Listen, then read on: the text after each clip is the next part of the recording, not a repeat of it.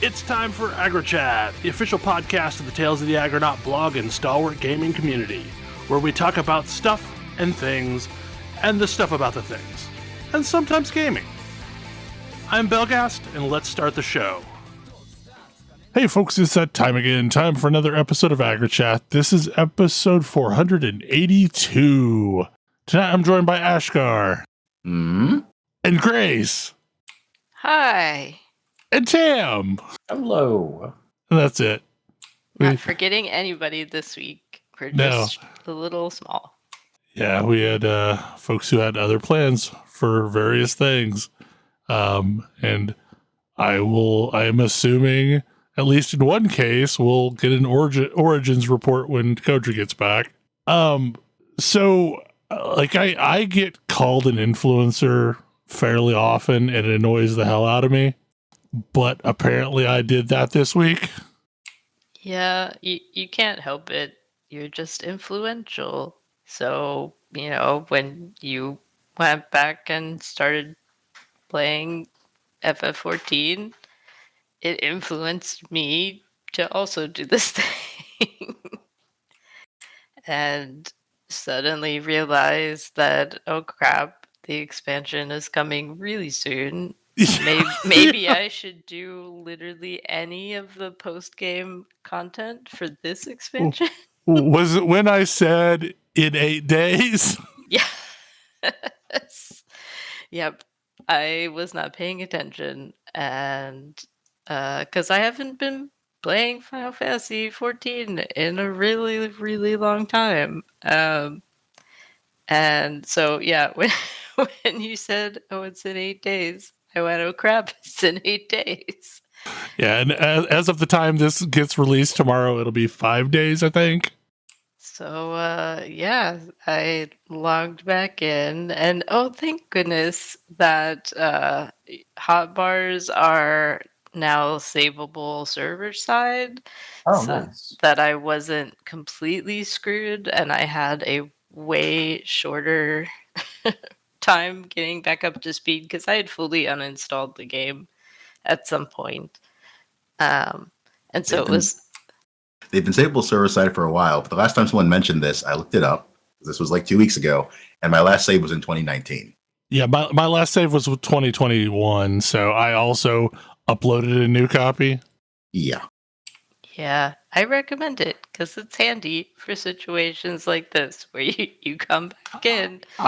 I will warn you, like, before you ever think of queuing for Frontline or something like that, go to the Wolf Pier and set up your PvP bars, because at some point between when I last did and recently, they changed all the abilities again, so everything is invalid on your bars. That's dependent, but yeah. Fun.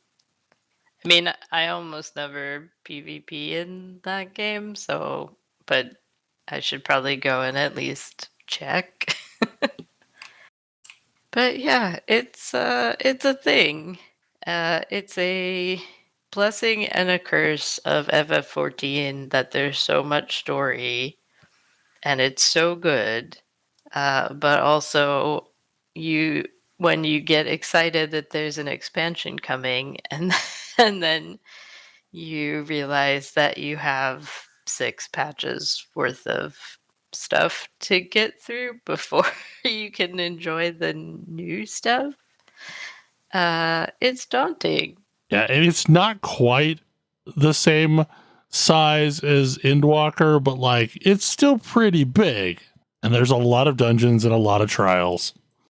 Yeah, we were just looking at the patches, and almost all of them have at least a dungeon, and most of them also have a trial. So that's a lot of content, plus just all of the story, all of the quests and cutscenes.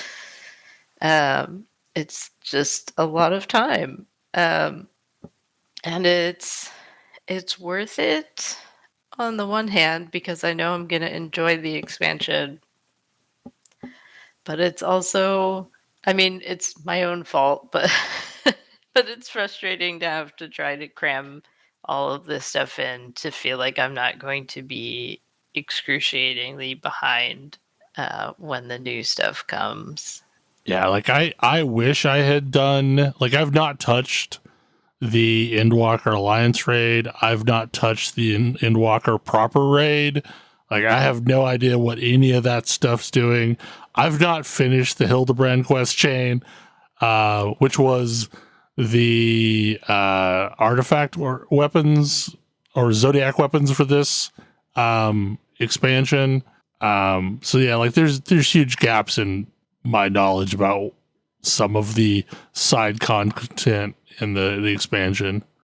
But the other thing is, and I had a very firsthand reminder of this, is that when you play through all of this stuff so quickly, it doesn't stick as well as the main story. And so, Belle and I ran a dungeon yesterday.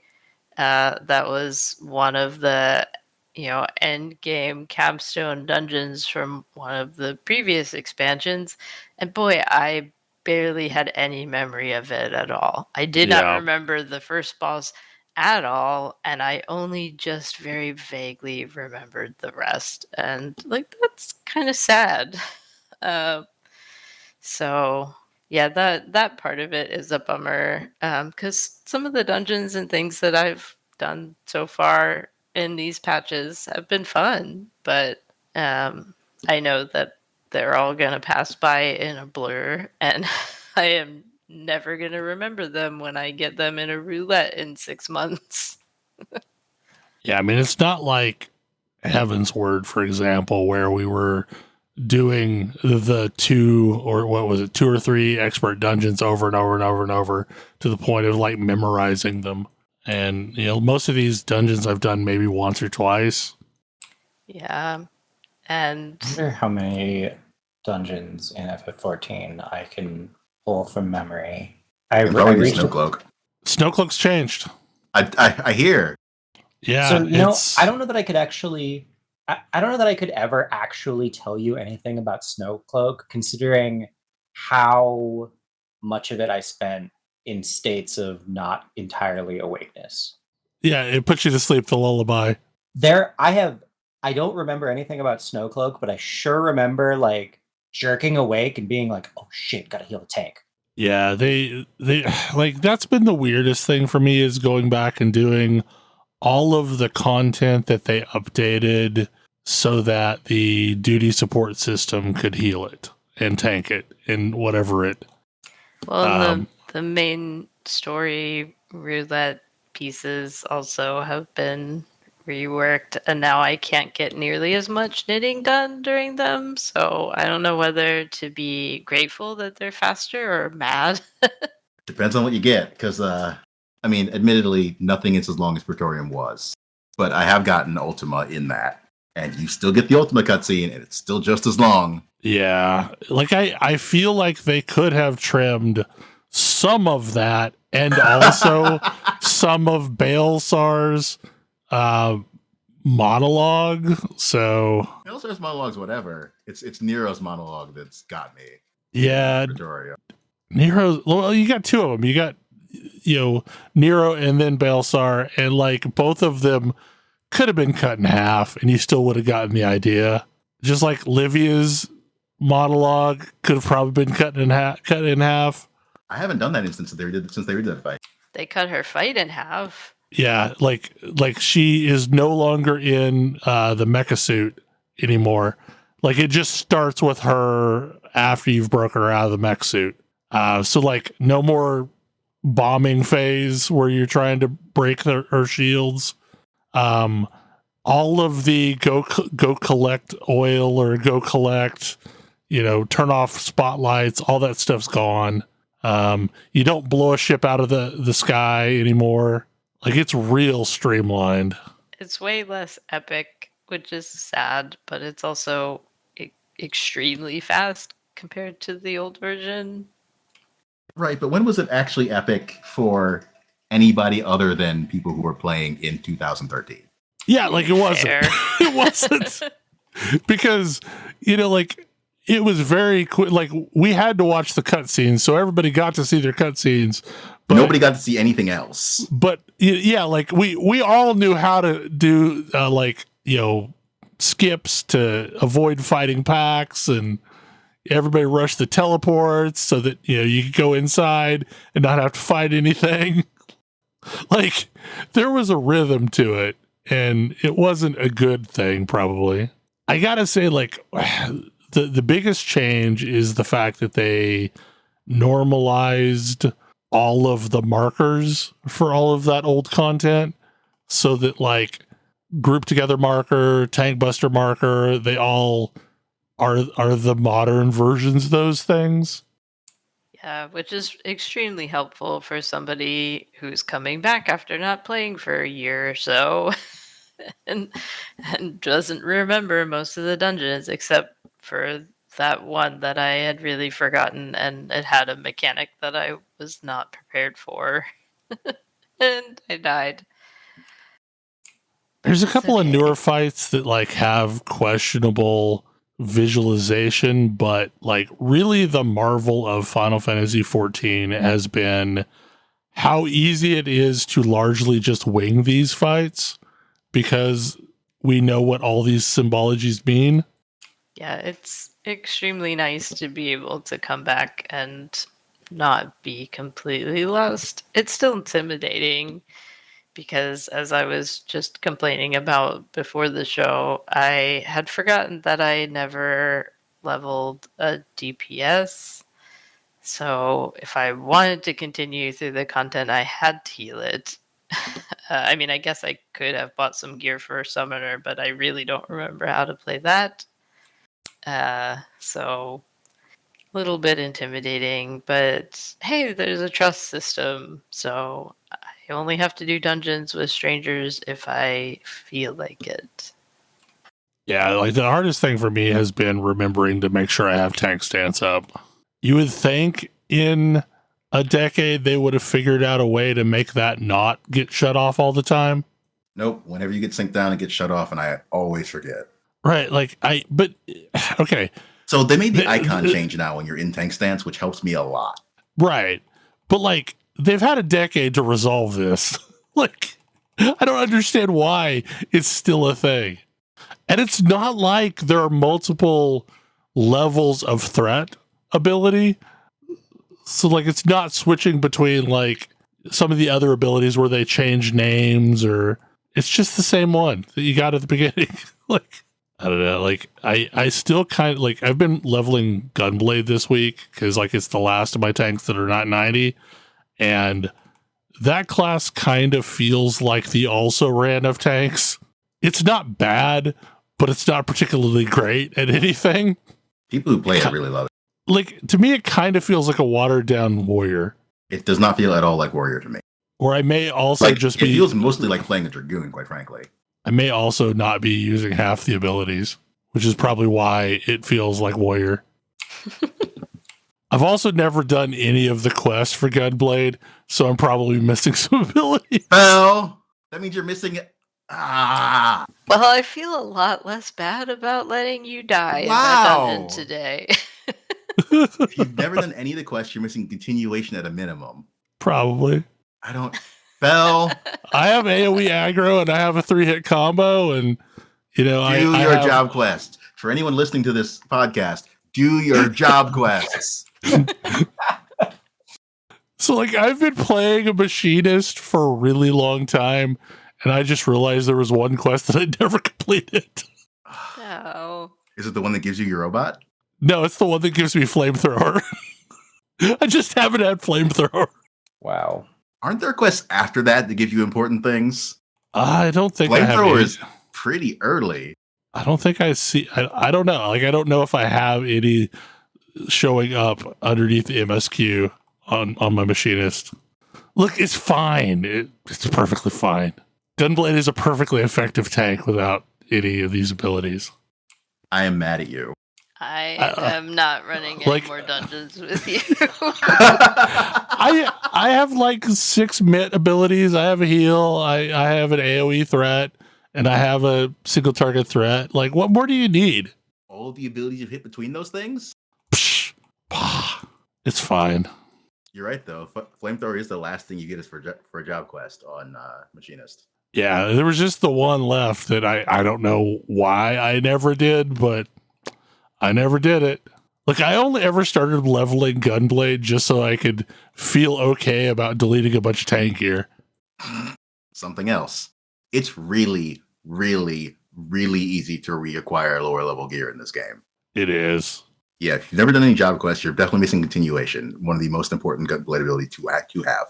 So I started doing the Wondrous Tales again. Uh-huh. And like, I remember how ridiculous doing ARR extreme fights was last time I did that. And now as a tank, I could kill Garuda in like 31 seconds. But think how much faster you could kill her if you had all your abilities. Just because I have them doesn't mean I'm going to hit them anyway. So speaking of Final Fantasy things, Four Job Fiesta is going on, and Ash, you are dealing with a start that I have had before. Yeah, I got White Mage for a starting job. Oh god, I paid my way out of that one. So, Final Fantasy V Four Job Fiesta, we talked about it a lot. You think you only have 4 classes, right? Like, there aren't that many classes that can make your HP go up. White Mage seems like a useful class to have. And it is, although, quite frankly, not for its healing, more because Holy is busted. But the start of the game, you don't have Holy, you have healing. And you don't even have weapons. You have Cure. The start of the game is terrible. It's awful and I hate it. It's pain. It is not the worst start. Yeah. True. It is not the worst start. But it does mean you have to, like, make sure you pick up Silence so that the Medusa Forza fight is even possible. Make sure you stick someone in the back row with the flail you get from the ship graveyard, which you need to get from the ship graveyard to make, like, Garula possible. You alternately to these things, you can just grind. Yeah, go to that's ship what graveyard, I did. kill things with Cure, and just grind. Like, I finished Garula at level 7 because I ran from basically every random encounter up to that point. But you can do this at, like, when I'm on a Thief, I usually kill Garula at level 10 or 11 because that's the class that needs to grind the most for that fight. But White Mage start is terrible. But now that I've gotten through it, now that I made it to Water Crystal, my second job is Blue Mage. So That's its own game's about to problem. fall over. Yeah, like, that's its own problem, though, because now you're going to have to farm to get abilities as you go. But you're very adept in what you need to kill for which abilities, so... Yeah, I do know these things, generally speaking, at this point.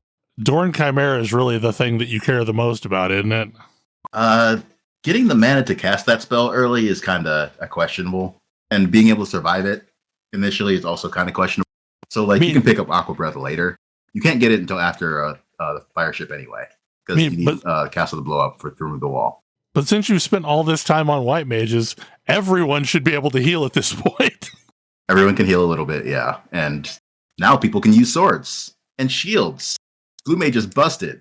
Like, even ignoring that it's, like, blue magic itself is a ridiculous toolbox, which doesn't really show itself at the start of the game. You are a mage class that can use swords and shields and medium armor, making you way tougher than anybody else with a color mage name, especially red mages who also get swords but don't get shields or medium armor.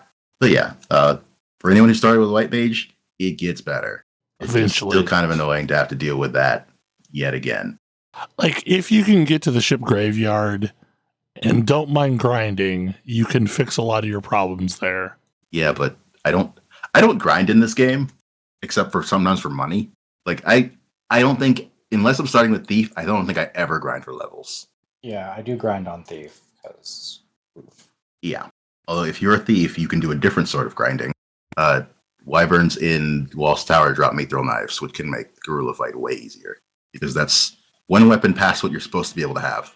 So do you have to steal them, or do they just literally they drop them? So you got to grind. So yeah, it's a thing. What is Nova Drift? It's Geometry Wars, but dramatically improved. It's modern and a roguelike. I don't know if I call it Geometry Wars. I mean, it's like roguelite Asteroids. Yeah, I mean, admittedly, Geometry Wars is Asteroid, but also modernized at the time. So, it's pretty fun. It has some ideas about controls that are. And that is why I would call it Asteroids and not Geometry Wars. It's not a twin stick shooter. It can be. I greatly prefer it as one. Wait, what? Yeah.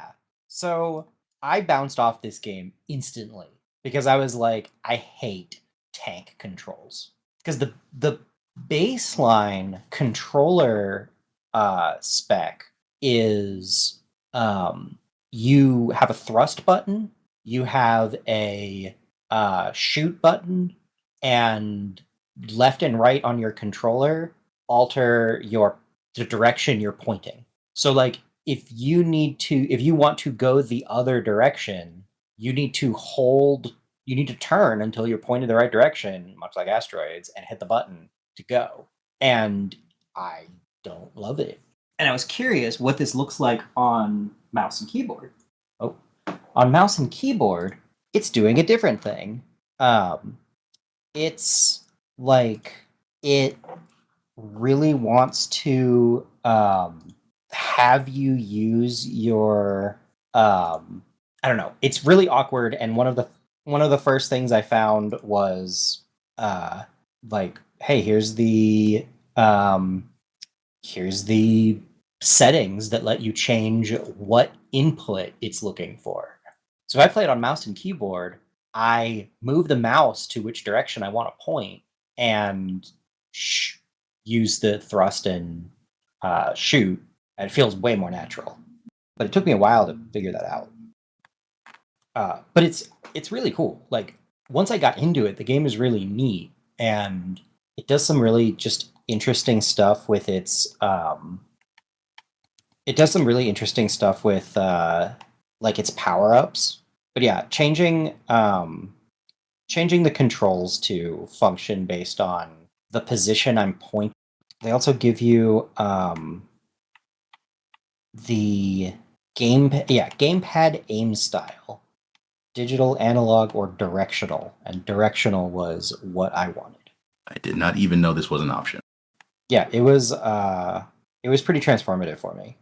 I'm happy to learn about this because I heard or read you all talking about this game, and I picked it up, and I still haven't actually tried it yet, but it just looked really cool. And now I know I can fix the controls if I don't like them. Like the controls are still take some getting used to, but yeah, I liked it so much better when I switched to directional mode. It is definitely early access. I have some opinions about balance. Some weapons are good. Some weapons are. And then there's the railgun. Yeah.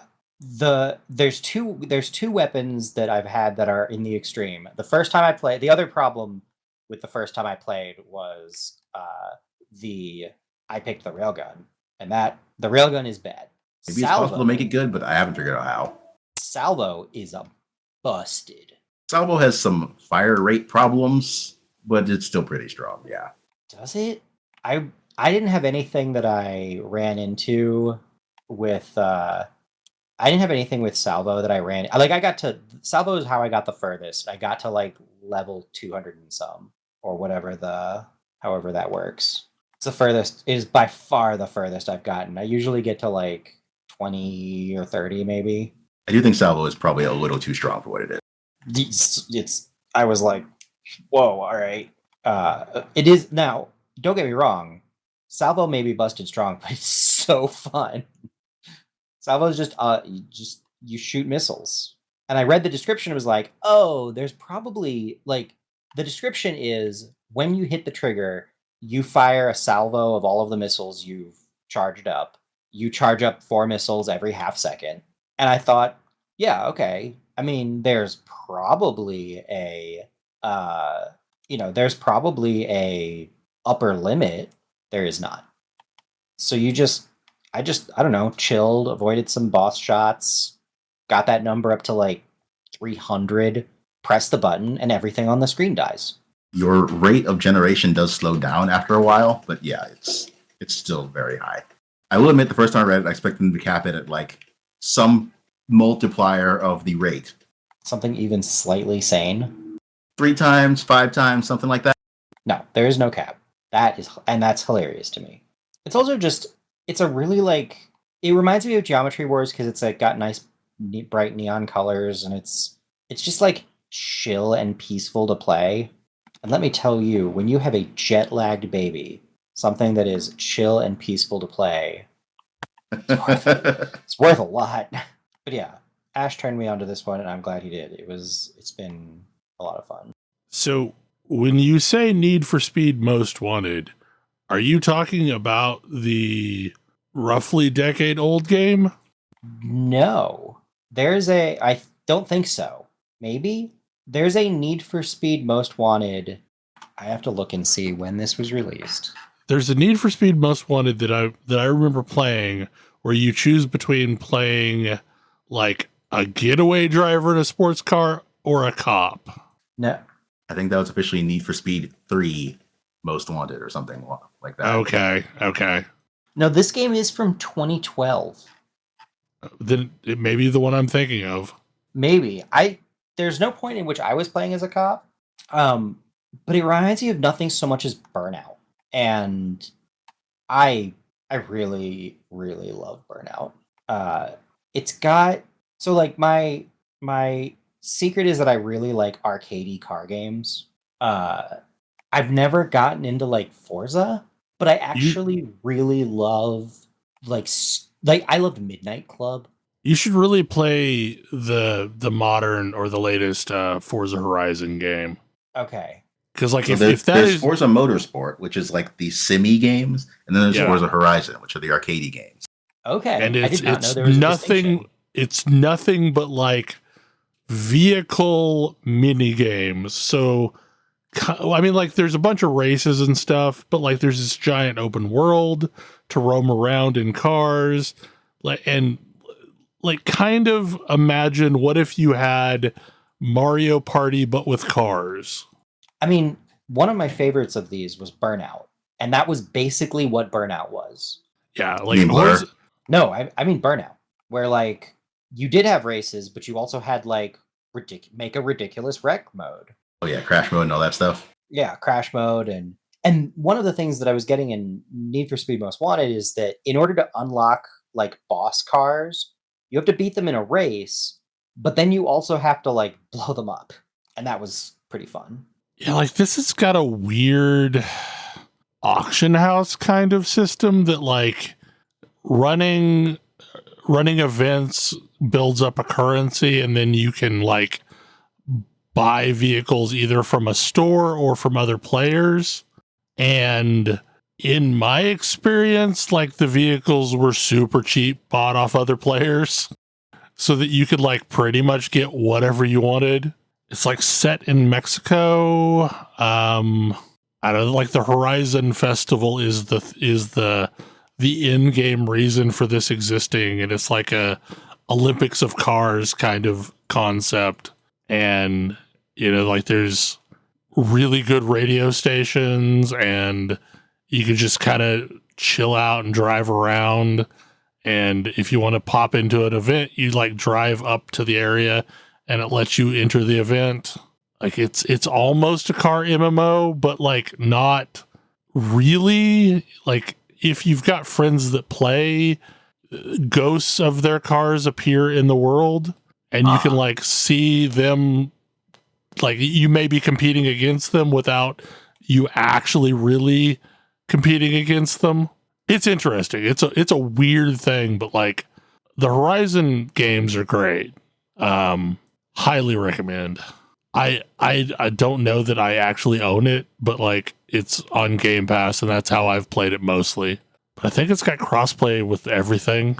So, That's cool. Okay, what is the car?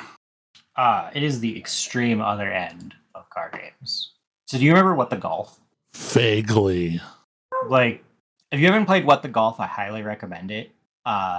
You might be like, a golf game? Why would I want to play a golf game? And that's a reasonable question to ask. And it is worth playing 30 minutes of What the Golf if you've got access. I mean, it's on like everything now. It's worth playing like 30 minutes of What the Golf. Because if you play it for 30 minutes and you're like, no, I'm not into this, then it's fine. But if you're like, I don't think I like golf games, but everybody says this is good, so I guess I'll try it. And after 30 minutes, you aren't absolutely hooked. It's great. And like, it gets increasingly unhinged as you play, and like abandons golf as a concept basically entirely partway through, as it just goes like further and further off the rails. What the Car is the sequel made by the same people, and it leaves the rails immediately. Like the intro to the game is a very like Disney's Cars car with a face and like a bear talking to you. It's like, oh, are you ready to have fun times with cars? Well, then get out of those uncomfortable wheels. And like all four wheels explode off of your car and a pair of legs come out of the bottom and then it starts running around. And that's where you're at with this game. It's mostly like a kind of puzzly platformer-ish mobile game, but it's just delightfully weird. I love these games. They're one of my favorite just like silly mobile games. My daughter hates them. She's like, "Daddy, no, not car game." But otherwise, they're great. I was hoping that I could just like entertain her and myself, but she has no time for it. That said, my daughter is less than 2 years old, so you can take her video game opinions with a grain of salt. I think it's great. It's a delight. What was the golf game that was basically golf and Pokemon mixed, like Golf Quest or something like that? It was essentially the pseudo Nintendo 64 game from Steven Universe. Golf Story. Golf Story, yes, that's it. That is precisely what I was thinking of. Oh, there's trailers. There's trailers for What the Golf and What the Car on Steam, and frankly, I would say they give you a pretty good idea of what to expect. It's madness, and I love it. I hear that there are like legitimate, actually really good golf games, but yeah, I don't know why I would do that. I forget what the series is called now, but the thing that was formerly known as Hot Shots Golf is pretty much my favorite golf series. I think it's now Everybody's Golf, something like that. Yeah, which was the name in Japan all along. Yeah, that's reasonable. I think that I will say, like, I think that What the Golf is better than What the Car, at least as far as I've gotten, but I haven't gotten very far. I remember playing a lot of a game called Desert Golf. That's not like Desert Bus, is it? No, it's just like it was an early mobile game that was just a ridiculous, miniature golf thing. Need more miniature golf in my life. Miniature golf is universally more enjoyable than actual golf. Yep. And it's better for the environment. I mean, maybe that's a wash when you think about impervious surfaces, but at least, not full of of all of the fertilizer. Like constant watering. I think that may be all of our topics for the night. Anybody have anything else? I mean, Dawn Trail is what, this week?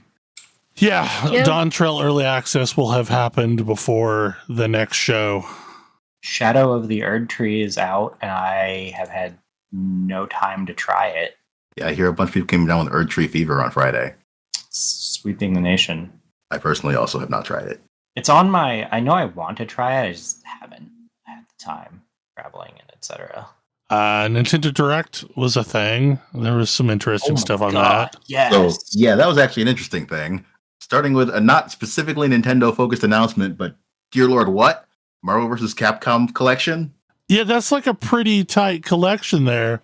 And it's such, like, the random beat-em-ups included was just chef's kiss. It's one random beat-em-up. It's the Punisher, and it's because it's the first game Capcom worked on for a Marvel property. For some reason, I thought the Avengers one was in there, too. But No, that was how Capcom got started working on Marvel stuff, was that Punisher beat-em-up. It's a pretty good game, honestly. I remember playing it in the arcade. I never played that one. I played a bunch of the X-Men beat-em-ups, which I think have been in different collections already. Yeah, I am old. I remember playing those games in the arcade. But yeah, like it's a lot of stuff. And what cracked me up is like they only name dropped one of the Marvel vs. Capcom games, but like I think they're all in there, aren't they? No, they mentioned them all. All of them going all the way through. X-Men Children of the Atom, X-Men versus Street Fighter, Marvel Superheroes versus Street Fighter, and Marvel vs. Capcom 1 and 2. And another one I'm missing. I don't remember what it's called. I don't know. But yeah, it's all of them. Everything between the first X-Men game they made and Marvel vs. Capcom 2. Like, I mean, I'm obviously excited about Metroid Prime actually finally having something on one of these Nintendo Directs, but I'm probably more excited about Dragon Quest 1 through 3 remaster. Yeah, Dragon Quest 3, yes. Excited about that. Because like it's been a very long time since I have played any of those games. I have never played 1 and 2. I had 3 on the Game Boy Color. Also, Metroid Prime 4 isn't the only game coming out of Purgatory to show up in a Nintendo Direct. So is the newest Mario and Luigi game. Well, and the top-down Zelda game, that's pretty tight. I'm so here for this.